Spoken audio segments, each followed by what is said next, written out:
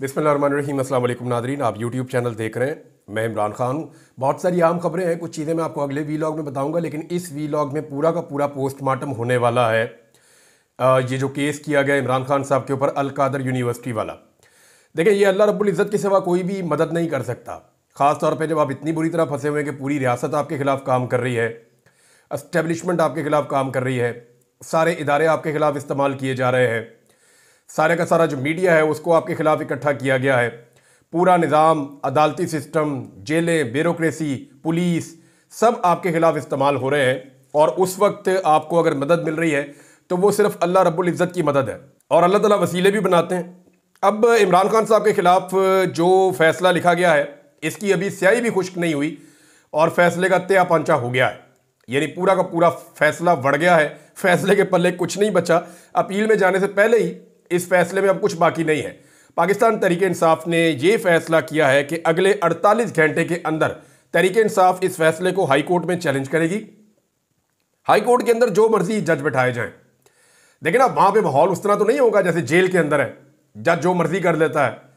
ये तो मामला जाएगा हाई कोर्ट में, और काजी फायद ईसा जैसा जज तो मुयसर है नहीं। आमिर फारूक के साथ ये केस मेरे ख्याल में लगना नहीं चाहिए। जो जस्टिस आमिर फारूक साहब है उनके पास नहीं जाना चाहिए। बाकी किसी भी जज के पास जाएगा तो मुझे बड़ी उम्मीद है कि इंसाफ हो जाएगा। और ये केस के पल्ले ही कुछ नहीं है। अगर आमिर फारूक साहब की अदालत में भी गया तो उनके लिए भी मुश्किल हो जाएगा इसको डिफेंड करना। ये जेल के अंदर ही हो सकता था जो किया गया है। अब इस मामले में कुछ नए नुक्ते सामने आ गए हैं, और ये नुक्ते नए नहीं हैं, नुक्ते तो एक्चुअली पुराने हैं। लेकिन पूरा का पूरा फैसला जब पढ़ा गया, लगभग 150 के करीब इसके सफ़े हैं, जब पूरा फैसला तफसील के साथ पढ़ा गया तो चंद चीज़ें सामने आ गई हैं। एक तो नाज़रीन, मैंने आपसे कहा था कि ज़रा आप गौर करें कि इस फैसले की जो तहरीर है उसका जो तर्ज तहरीर है वो दो तरह का है, वो एक तरह का नहीं है। ऐसा लगता है कि दो अलग अलग लोगों ने वो फैसला लिखा है। यानी पहले आप वो सुने, मैंने आपको क्या कहा था 2 दिन पहले जब ये फैसला आया था, वो ज़रा चंद जुमले आप सुन ले, फिर आपको पता चलेगा कि मैंने वो बात क्यों की थी। फैसला लिखा गया है ना, इसकी जो तहरीर है वो दो तरह की है। ये एक आदमी का लिखा हुआ फैसला नहीं है। यानी तहरीर का एक हिस्सा ऐसा है जैसे लगता है कि ये पाकिस्तान की जो कानूनी लैंग्वेज है उसके अंदर वो लिखा गया है, वो जो तरीकाकार है हमारे यहाँ पे स्टीरियोटाइप एक चलता है वो है। और दूसरा एक हिस्सा जो है उसका वो ऐसा लगता है कि वो कहीं और किसी और लेवल के लोगों ने लिखा है। तो ये दो तरह की तहरीरें हैं जिनको इकट्ठा करके ये फैसला बना है। तो इसलिए ज़रा फैसला भी आपको पता है फिर टाइम लेता है। तो नाज़रीन, मैं अभी आपको बताता हूँ कि ये दो तरह की तहरीर क्यों है और ये मामला क्या है। और इसकी जो अभी निशानदेही है वो अहमद नूरानी साहब ने जो बरतानवी अदालत के अंदर फैसला हुआ था वो लाकर सामने रख दिया है। और उस फैसले के नतीजे में जब वो सामने आया तो सारी कहानी उलट गई। मुतीउल्लाह जान साहब ने और दीगर कुछ और सहाफ़ियों ने, साकिब बशीर साहब हैं और कुछ और दोस्त हैं, उन तमाम ने यह करार दे दिया है कि अब इस फैसले की कोई कानूनी हैसियत रही नहीं। इस फैसले को मुकम्मल तफसील के साथ पढ़ने के बाद सलमान अकरम राजा साहब, जो इमरान खान साहब के वकील भी हैं और बड़े बायनाज़ वकील हैं, पाकिस्तान के बड़े तगड़े लॉयर हैं, मैंने उन्हें खुद देखा सुप्रीम कोर्ट ऑफ पाकिस्तान में जो है। मैं स्पेशली उनको सुनने के लिए गया था कि मुझे पता चले, मैं देखूँ इनको केस लड़ते हुए, क्योंकि बहुत तारीफ हो रही थी इनकी उन दिनों में। तो मैंने जब सुना तो मुझे वाकई अंदाज़ा हुआ कि सलमान अकरम राजा साहब एक बड़े मजबूत वकील हैं, बड़े मजबूत तरीके से अपने दलाइल और अपनी बात अदालत के सामने रखते हैं। सलमान अकरम राजा साहब ने भी चैलेंज कर दिया।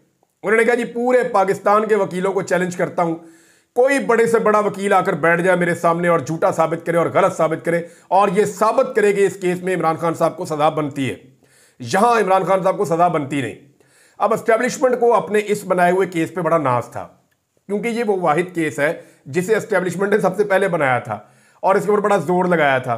एस्टेब्लिशमेंट के अंदर बैठे हुए 2-4 दिमागों को ऐसे लगता था कि उन्होंने बड़ा कारनामा किया है, बड़ा ज़बरदस्त काम किया है और बड़ा ज़बरदस्त कोई केस पकड़ा उन्होंने। मैंने उस वक्त जो सवालात उठाए थे वो सवालात आज तक वैलिड हैं। उन सवालात का जवाब आज तक ना एस्टेब्लिशमेंट दे सकी है, ना उनका जवाब आज तक प्रोसिक्यूशन दे सकी है, और अदालत के अंदर उन सवालात को नज़रअंदाज करके ये फैसला सुनाया गया है। वो सारे सवालात दोबारा जाकर हाई कोर्ट के अंदर वैलिड हो जाएंगे। अब हुआ यह है कि कुछ चीज़ों की निशानदेही जो अब हुई है ये इससे पहले भी सामने आ चुकी है। 24 नवंबर 2023 को बड़े मायनाज जर्नलिस्ट हैं सुहेल रशीद साहब, इन्होंने और मरियम नवाज साहिबा ने और कुछ और लोगों ने, मैंने भी देखा, इन्होंने भी इसको रिपोर्ट किया था उस दौर में जब काजी फायद ईसा साहब इस फैसले के साथ जुड़े हुए थे, इस मामले के साथ जुड़े हुए थे। और काजी फायद ईसा साहब ने जो 2 नंबरी की आज वो एक मरतबा फिर बेनकाब हो गई। यानी आप पाकिस्तान में गुज़िश्ता 2 साल के अंदर जो जुल्म हुआ, जबर हुआ, नाइंसाफ़ी हुई, बेईमानी हुई, फ्रॉड हुआ, इमरान खान को जितना विक्टिमाइज किया गया, आप 2 साल के रिकॉर्ड में जो चीज़ निकालेंगे उसके अंदर से आपको काजी फायद ईसा की शक्ल आपको नजर आएगी। आपको पता चलेगा कि बुग़्ज़ और अनाज से भरा हुआ ये शख्स हर चीज़ के लिए जिम्मेदार है। तो काजी फायद ईसा को आपने भूलना नहीं है, काजी फायद ईसा इसके अंदर भी शामिल थे। अब जनाब कहानी क्या है? कहानी ये है, इसको और सिंपल कर देते हैं। मैं कानून की लैंग्वेज में नहीं जाता, आम आदमी को समझ नहीं आती, मैं आपको और सिंप्लीफाई करता हूं, क्योंकि मुतीउल्लाह जान ने तो फैसला पढ़ के सुनाया और ये पेपर जो है वो दोबारा से सामने लेकर आए। जो बरतानवी अदालत का फैसला था उसको सामने लेकर आए जनाब अहमद नूरानी साहब, ये उनकी बहुत बड़ी काविश है। लेकिन अब मैं आपको और सिंप्लीफाई करता हूं, इसको जरा और सादा करके देखें। मलिक रियाज को एक जुर्माना हुआ था सुप्रीम कोर्ट ऑफ पाकिस्तान में 460 अरब रुपए का। यह जुर्माना मलिक रियाज को इसलिए हुआ था कि कराची में बैरिया टाउन के लिए उन्हें ओने पोने जमीन दी गई थी। अब होना तो यह चाहिए था ना, सारे फिक्स हो जाते उसके अंदर कि दी किसने है। अब ये डीले कराची वाली तो सरदारी साहब ही करते हैं ना, या सिंध गवर्नमेंट करती है। बहरहाल यहां रुक जाते हैं कि मलिक साहब को जनाब हो गया जुर्माना सुप्रीम कोर्ट ऑफ पाकिस्तान में कि जनाब 460 अरब रुपए लाके जमा कराएं। मलिक साहब ने मान लिया, जमा करवा देता हूं। इस बीच में मलिक रियाज के पैसे फ्रीज हो जाते हैं बरतानिया में। यह वो पैसा है जिसमें से पैसा इस्तेमाल करते हुए मलिक रियाज के बेटे ने कोशिश की, या उन्होंने डबल पैसा अदा करके हसन नवाज से 9 अरब इजाफी अदा करके उनका वो अपार्टमेंट लिया था। लेकिन उसके बाद ये पैसा जो है वो फ्रीज हो जाता है। जब बरतानिया की नेशनल क्राइम एजेंसी इस पैसे को फ्रीज करती है तो मलिक रियाज जो फैमिली है उनका और बरतानिया की नेशनल क्राइम एजेंसी का आपस में एक मुआहदा होता है, और इस मुआहदे में यह तय पाता है जो बात छुपाई गई है इस फैसले में। इस मुआहदे में तय पाता है कि मलिक रियाज ये पैसा पाकिस्तान लेकर जाएंगे, लेकिन यह मलिक रियाज का पैसा नहीं होगा। यह पैसा मलिक रियाज सुप्रीम कोर्ट ऑफ पाकिस्तान की जानिब से जो आयद करदा जुर्माना है उसके अंदर जमा करवाएगा। यानी बरतानिया में यह बात मलिक रियाज और एनसीए के बीच में तय पा गई थी कि यह पैसा सुप्रीम कोर्ट ऑफ पाकिस्तान का जो जुर्माना है मलिक रियाज उसके अंदर ले जाकर पाकिस्तान में जमा करवाएंगे। अब यह बहुत क्लियर हो गया मामला, यह तो वहां तय पा गया था, यह तो उसकी कंडीशन थी, और उनके फैसले के अंदर यह बात बताई गई। जो बरतानिया में अदालत का फैसला है जहां पे यह बताया गया जनाब आपका मलिक फैमिली का और एनसीए का एक मुआहदा हो चुका है, लिहाजा अब यह अकाउंट अदालती फैसला आ जाए कि इनको डीफ्रीज कर दिया जाए, क्योंकि डीफ्रीज तो अदालती फैसले से होंगे ना। तो एनसीए ने कह दिया जी हमारा इनके साथ मुआहदा हो गया और मुआहदे के मुताबिक ये पैसे ले जाएंगे और जाके वहां पे सुप्रीम कोर्ट ऑफ पाकिस्तान ने जो इनको जुर्माना आयद किया है ये उसके अंदर जमा करवा देंगे। ये वहां कंडीशन पहले से रख दी गई थी। पाकिस्तान की गवर्नमेंट इसमें इन्वॉल्व नहीं है। पाकिस्तान ने इसके अंदर एक टके की मेहनत नहीं की, कुछ नहीं किया। बरतानिया ने पैसे पकड़े, बरतानिया ने पैसे फ्रीज किए। बरतानिया ने कहा कि ट्रांजेक्शन आपकी ठीक नहीं है। मलिक साहब ने कहा पाकिस्तान में जुर्माना अदा करना है। उन्होंने कहा ठीक है ले जाओ, पैसे जुर्माने में अदा करने, कहीं और नहीं देने। अब हुआ क्या कि इमरान खान साहब ने जो काबीना की मीटिंग बुलाई थी वो कब बुलाई थी? वो बुलाई थी 3 दिसंबर 2019 को। और ये पैसे कब जमा हुए थे? इसकी जो पहली रकम की अदायगी हुई थी, सलमान अकरम राजा साहब भी ये बता रहे हैं, साकिब बशीर साहब ने भी इसको ट्वीट किया है, और अदालती रिकॉर्ड भी ये बता रहा है कि पहली अदायगी 102.3 मिलियन पाउंड 29/11 यानी नवंबर की 29 तारीख को 2019 में जमा हो गए थे कैबिनेट के बैठने से पहले। और दूसरी जो किस्त है इसकी जमा हुई जिस दिन कैबिनेट बैठी 34.36 मिलियन पाउंड। और तीसरी किस्त इसकी जमा हुई जब शहबाज शरीफ पाकिस्तान का वजीर आजम बना दिया गया जबरदस्ती, जब पीडीएम की सरकार आ गई। भाई अगर गलत था तो तुम रोक लेते। ये 11/5/2022 यानी 11 मई 2022 को जब शहबाज शरीफ की हुकूमत थी, तीसरी किस्त इसकी तब आती है जो कि है 34.49 मिलियन पाउंड। इस तरह 171.15 मिलियन पाउंड टोटल रकम है जो आकर जमा हो जाती है सुप्रीम कोर्ट ऑफ पाकिस्तान के जुर्माने के मद में। अब जनाब इसमें जो है वो मशरिक बैंक को भी बुलाया गया था काजी फायज ईसा के टाइम पे। काजी फायज ईसा ने नवंबर 2023 में इस केस को सुना था। काजी फायज ईसा ये आए बिल्कुल सितंबर के एंड में आए, 17 सितंबर को। तो ये उसके बाद अक्टूबर का महीना निकाला और फौरी तौर पे काजी साहब ने जो है वो ये वाला मामला निकाला कि इमरान खान साहब को भी इसमें फिर फिक्स करना है। हर मामले में उन्हें लगता था इमरान खान फिक्स होना चाहिए। तो यहां पे अल मशरिक बैंक को बुलवाया गया था सुप्रीम कोर्ट ऑफ पाकिस्तान को अल मशरिक बैंक ने लिखकर आगाह किया कि पैसा हुकूमत पाकिस्तान की मलकियत नहीं है। यह बरतानवी अदालत ने डी फ्रीज करने का हुक्म दिया है और कादी फायद ईसा ने जानबूझकर अल मशरिक बैंक का तस्करा किया, उनसे रिकॉर्ड मंगवाया, लेकिन उसके अंदर उनका तस्करा नहीं किया।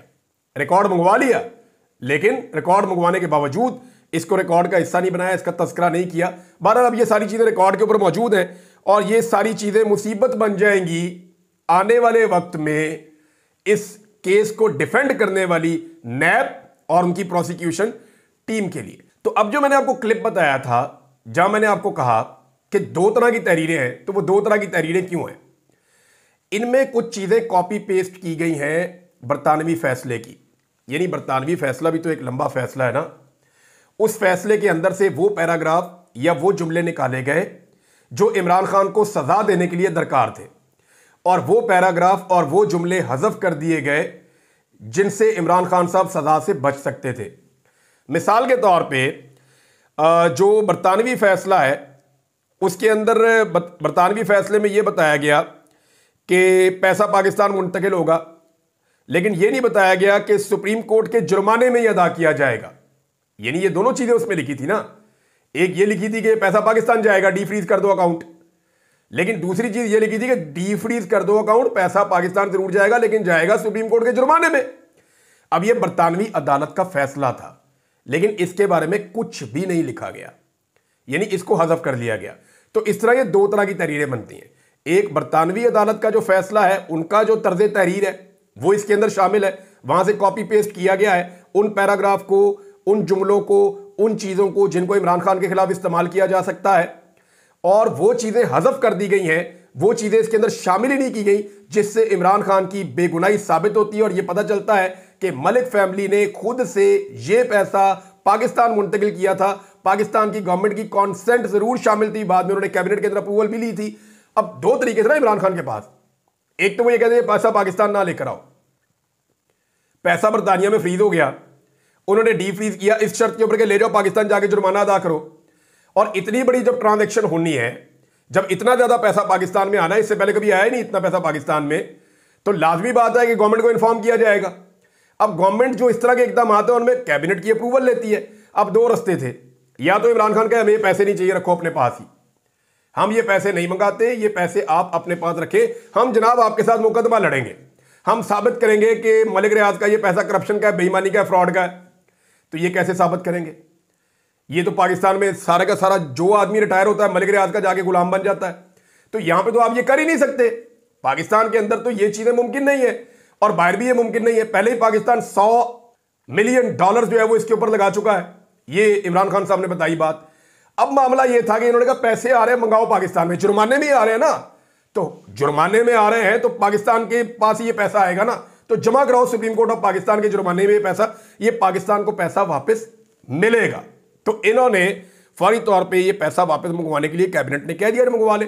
अब इमरान खान को अकेले को उसमें फिक्स कर दिया, और अब यह भी साबित हो रहा है कि कैबिनेट की मीटिंग से पहले पैसों का सबसे बड़ा हिस्सा पाकिस्तान पहुंच चुका था और जुर्माने में अदा भी हो चुका था। तो बरतानवी फैसला जिसके कुछ हिस्से लगाए गए और कुछ हिस्से छुपाए गए, जब यह पूरा फैसला हाई कोर्ट के सामने रखा जाएगा तो फिर आप देखिए क्या होगा। फिर इसका नतीजा आपको वहां पे नजर आ जाएगा कि सारा का सारा केस उलट जाएगा। नाज़रीन, हुकूमत ने बड़ी चालाकी के साथ इसके ऊपर एक प्रोपेगेंडा खेलने की कोशिश की। उन्होंने कहा जी वहां यूनिवर्सिटी नहीं है, वहां तलबा ही नहीं है, वहां पढ़ते ही कोई नहीं है। उसके बाद बीबीसी ने इसके ऊपर डॉक्यूमेंट्री बनाई।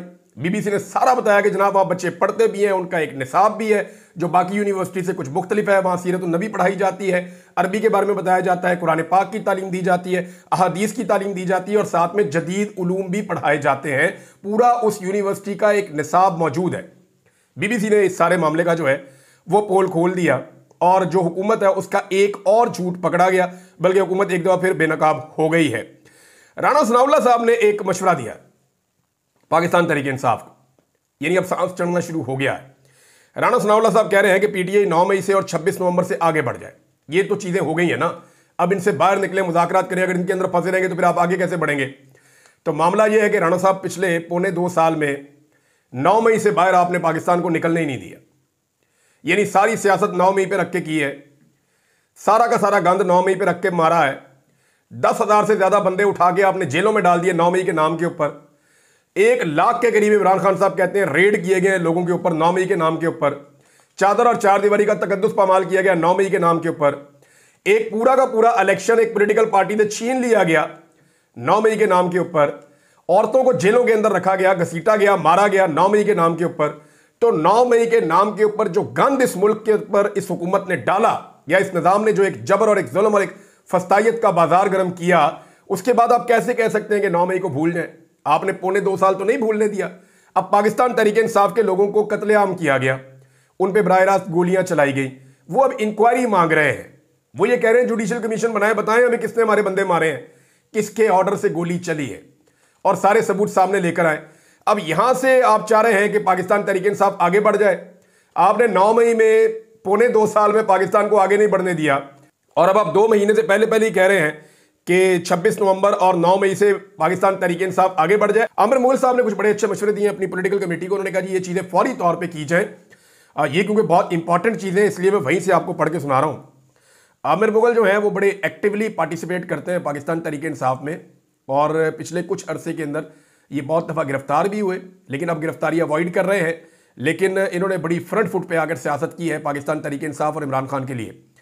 उन्होंने कहा जी कि जो 26 नवंबर के हमारे मिसिंग कारकुनान हैं, उनके फैमिली मेम्बरान के वीडियो बयानात अभी तक जारी नहीं हुए, जो कि जारी करना इंतहाई ज़रूरी है। ये बिल्कुल ठीक बात है, जिनका बंदा घर नहीं आया उनके वीडियो बनाई जाए, उनसे बयानात लिए जाए, उनको जारी किया जाए, बहुत वाकई ज़रूरी है।